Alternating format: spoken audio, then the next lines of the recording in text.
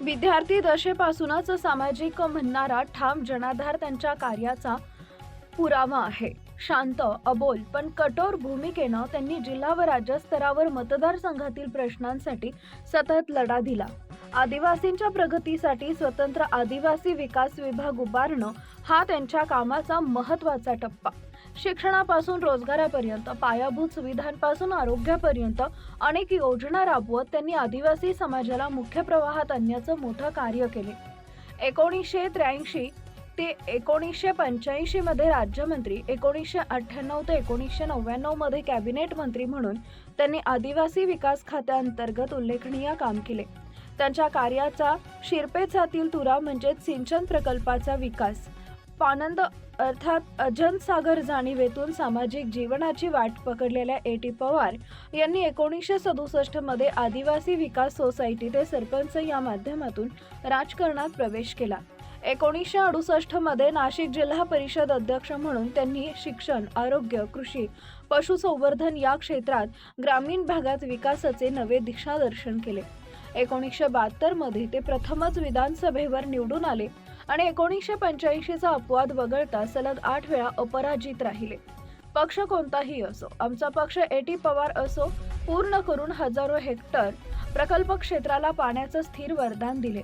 पुणंद व चनकापूर धरणांमधून पोटचाऱ्या, कालव, जलवाहिन्यांचे जाळे उभे करून कोरडवाह प्रदेशाचं चित्र बदलले आणि म्हणूनच जनतेनं त्यांना प्रेमानं पांदेव ही उपाधी देत मनात स्थान दिलं असून जनतेच्या मनावर 4 दशके राज्य करणाऱ्या या लोकनेत्याला 88व्या जयंतीनिमित्त विनम्र अभिवादन। मंत्रालयांच्या फायलीत आजही A.T. नावाची छाप जिवंत आहे। जनतेच्या मनामनात घर करून असलेल्या स्वर्गीय A.T. पवार यांच्या जाण्यानंतरही त्यांचं व्यक्तिमत्व आजही मंत्रालयाच्या दालनात जिवंत असल्याची भावना अनेकांना होतीये। सन 2019 मध्ये विधानसभेत निवडून आलेले त्यांचे सुपुत्र नितीन पवार यांनी वडिलांच्या 4 दशकांच्या अनुभवाचा वारसा जपत मतदारसंघात कोट्यवधी रुपयांची विकास कामं केली। विशेष म्हणजे त्यांनी आपल्या अधिकृत लेटर हेडवर नितीन अर्जुन A.T. पवार असं नाव छापणं वडिलांच्या कार्याची परंपरा जपली। मंत्रालयात जेव्हा हे पत्र अधिकारी किंवा ज्येष्ठ मंत्री सचिवांच्या हातात पडतं तेव्हा A.T. पवारांच्या दृढ कार्यशैलीची, जनहितासाठी झटणाऱ्या त्यांच्या संघर्षाची आठवण नकळत जागी होते। म्हणूनच मंत्रालयात आजही A.T. पवार हे नाव तितक्याच आदरानं उच्चारलं जातं। वारसा सांगणारी ही परंपरा कायम राहावी हीच जनतेची अपेक्षा। दिंडोरी वृत्तांत न्यूज, विभागीय संपादक यशवंत पालवी, कळवण।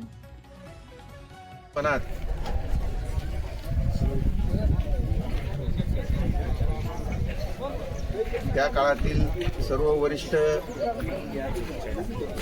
तहसील राजन सारखे असे सगळे मातब्बर मंडळीच्या मार्गदर्शनाने आणि कळवण तालुक्यातील काही जाणकार मंडळींच्या माध्यमातून साहेबांचा राजकीय प्रवास साधारण 1968 या साली जिल्हा परिषद पंचायत समितींच्या माध्यमातून या ठिकाणी झालेला आणि आम्ही मग आमचं जे काही तरुणपण असतं त्या वयात साहेबांच्या कामावर भाळून आम्ही सुद्धा आमच्या शिक्षणाच्या कॉलेज जीवनातच साहेबांच्या विचारधारेकडे आकर्षित होऊन या क्षेत्राकडे आकर्षित झालो आणि साहेबांचं काम जवळून बघण्याची जी संधी आली तर त्याच्यात जो काही आजचा कळवण आहे, सुरगाणा आहे, देवळा आहे, जो आज आपण चौफेर विकास जो बघतो याच्यात स्वर्गीय कैलासवासी A.T. पवार साहेबांची साधी राहणी आणि हा तालुक्यातल्या गरीब माणसाला प्रवाहात आणण्यासाठी, गरीब शेतकरी तो कुठल्याही समाजाचा असो याच्यासाठी अहोरात्र केलेलं काम आम्ही उघड्या डोळ्यांनी जे बघितलं, साहेबांनी स्वतःसाठी ते कधी जगताना मला दिसलेच नाही। एक अर्जुन सागर सारखं मोठं धरण ते उभं करू शकले।